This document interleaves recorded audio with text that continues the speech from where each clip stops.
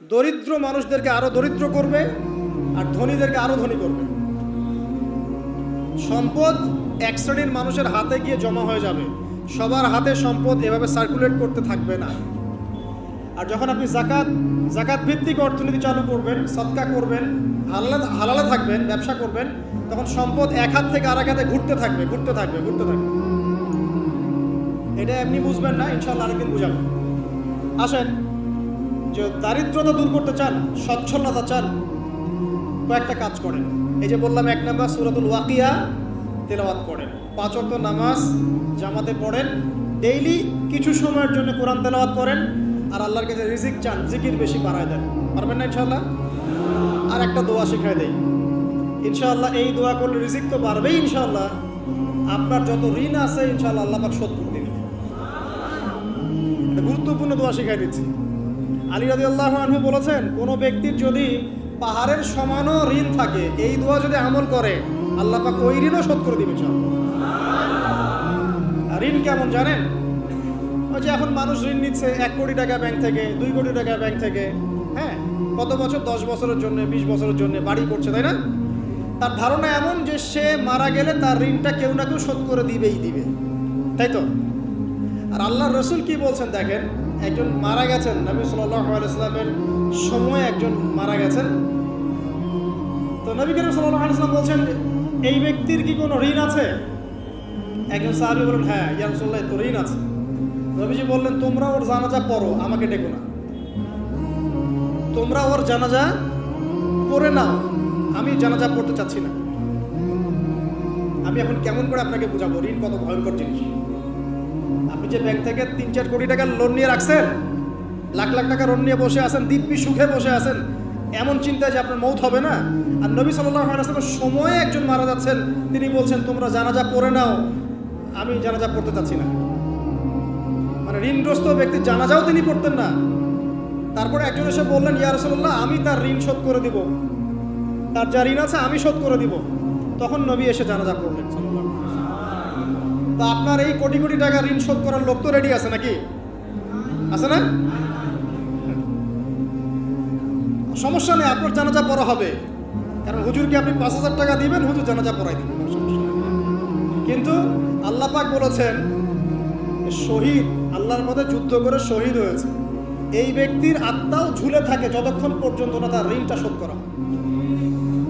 এবার বলেন আমি কি বুঝাবো? আর কিছু বলতে হবে? তো এখন সেই দোয়া শিখাচ্ছি আপনাদেরকে, যে দোয়া শিখলে আপনারা ঋণ থেকে বাঁচবেন ইনশাআল্লাহ। দোয়া করবেন যেন আল্লাহ পাকের দ্বীনটাকে আল্লাহর জমিনে প্রতিষ্ঠা করতে পারি। আমার সাথে বলেন, দোয়াটা হচ্ছে, আল্লাহুম্মা ইকফিনি বিহালালিকা আন হারামিকা ওয়া আগনিনি বিফদলিকা আম্মান সিওয়াকা।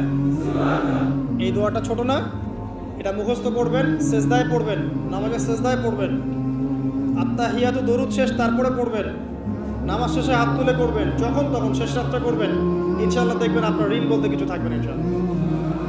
যদি থাকেও, বড় কোনো ঋণ থাকেও, আল্লাহ পাক অন্য কোনো মাধ্যমে এটা শোধ করার ব্যবস্থা করে দিবেন ইনশাআল্লাহ।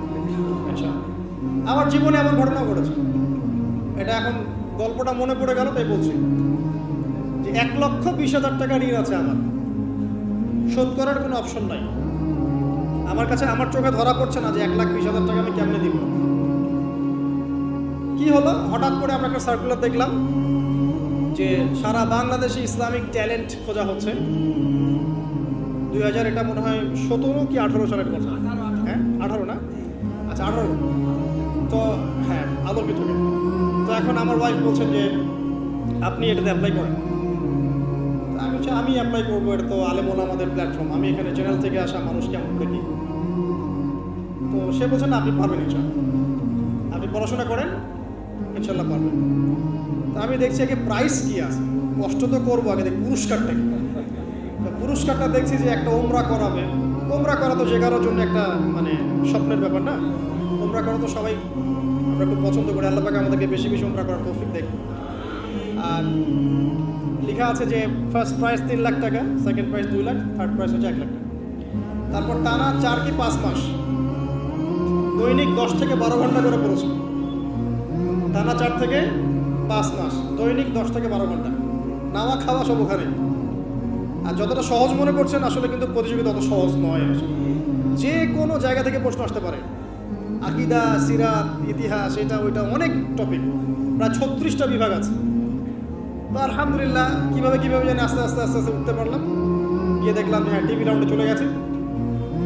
আমি তেমন কিছুই করি নাই, আমি শুধু পরিশ্রম করেছি, আল্লাহর কাছে বেশি থেকে বেশি দোয়া করেছি যে আল্লাহ আমার ঋণ আছে, ঋণ শোধ করতে হবে একটা। এবং আমি চাচ্ছি যে এই প্রোগ্রামের মধ্য দিয়ে দিনের একটা বড় সার্কেল পাওয়া যায়, দিনই প্ল্যাটফর্ম পাওয়া যায়। তো আলহামদুলিল্লাহ আল্লাহ পাকের ইচ্ছায় সেখানে একটা ভালো রেজাল্ট হলো এবং সেখানে উমরাও করা হলো আলহামদুলিল্লাহ। এবং ক্যাশ তারা খুব তাড়াতাড়ি দিয়ে দিয়েছে। আমি পুরো ক্যাশটা আগে পেয়েই আগে ঋণটা শোধ। এখন এই সময় কিন্তু আমি দোয়াটা করেছি, আল্লাহুম্মা কফিনি বিহালালিকা আন হারামিক ওয়া আগনিনি বিফদলিকা আম্মান সিওয়াক। দেখেন আমি কিন্তু জানতামও না এমন কোনো প্রতিযোগিতা হবে, আমি সেখানে পার্টিসিপেট করব, ওই ওসিলায় উমরা করব, ওই ওসিলায় আমার ঋণও শোধ হবে, আমার কিন্তু মাথায় ছিল না। এটাই হচ্ছে আল্লাহ পাকের সেই আয়াত, ওয়া মান ইয়াত্তাকিল্লাহ ইয়াজআল লাহু মাখরাজা। আল্লাহ পাককে যে ভয় করবে আল্লাহ পাক তার জন্য রাস্তা খুলে দিবেন ইনশাআল্লাহ। ওয়া ইয়ারযুকুহু মিন হাইথু লা ইয়াহতাসিব, এবং এমন উৎস থেকে আল্লাহ পাক রিজিক দিবেন যেটা সে কল্পনাও করতে পারে না। এটা আল্লাহ পাক তাওয়াক্কুল রাখেন। জাস্ট ওই ইসমাঈল আলাইহিস সালামের মায়ের মতো হাজরা আলাইহিস সালাম ইব্রাহিম আলাইহিস সালামকে বলছেন আপনি আমাকে এখানে ছেড়ে যাচ্ছেন কি জন্যে? ইব্রাহিম বলছেন আল্লাহর আদেশে। তখন তিনি বলছেন তাহলে আল্লাহ আমাকে ফেলে দিবেন ইনশাআল্লাহ। সেই মায়ের গর্ভ থেকে ইসমাইলের মতো সন্তানের জন্ম হলো, যেই সন্তানকে বাবা বলছে যে আমি তোমাকে জবাই করছি, স্বপ্নে দেখেছি, ফানজুর মাযা তারা, তোমার রায় কি? সে বলছে ইয়া আবাতি ফাআল মা তুমার, আপনাকে যে আদেশ করা হয়েছে আপনি সেটাই করেন। সাতাজিদুনি ইনশাআল্লাহু মিনাস সাবিরিন, ইনশাআল্লাহ আপনি আমাকে ধৈর্যশীল পাবেন। দেখেন কোন মায়ের গর্ভ থেকে কোন সন্তান। তাকে কি বাবা মানুষ করেছিলেন? না, তাকে তার মা মানুষ করেছেন। তো ওই রকম তাওয়াক্কুলকারিনী হাজরা আলাইহিস সালামের মতো মা যদি ঘরে ঘরে থাকে, বোন আর স্ত্রী ঘরে ঘরে থাকে, তখন ইসমাইলি প্রজন্ম আসবে ইনশাআল্লাহ। আর আমাদের মতো এই যে এখন দেখছেন না কি হচ্ছে, মারামারি, কাপড় খোলা, কাপড় ছোট, ব্লাউজ সারাসারি, কি চলছে মাশাআল্লাহ। মানে কি যে চলছে ভাই জগতে এখন, বলতেও গা গিনগিন করে, ভাবতেও গা গিনগিন করে। কিছু কিছু নসিহত করবো, এটাতেও মন থেকে একটা বাধা চলে আসে, আসলে কি করবো কি বলবো। মানে একটা বিষয় থাকে না যে পরিস্থিতি এমন খারাপ যে কথা বলার ভাষ্য থাকে না এমন একটা যে আপনি হতবাক হয়ে গেছেন, বাকরুদ্ধ, আর কি বলবেন। এখন এই বাকরুদ্ধ হওয়ার সময় চলতেছে, বাকরুদ্ধ হওয়ার সময়, মানে বলার আর কি নাই, কিছু নাই, কি বলবেন। আস্তে আস্তে কাপড় খুলতে এখন বিকিনি পরে ঘুরতে চায়। এখন বলে যে কয়দিন পর বিকিনি পরেই ঘুরবে, দেখেন ওইটুকুই বা পরার কি দরকার? ওটা কি লজ্জাশীলতার পরিচয় হলো?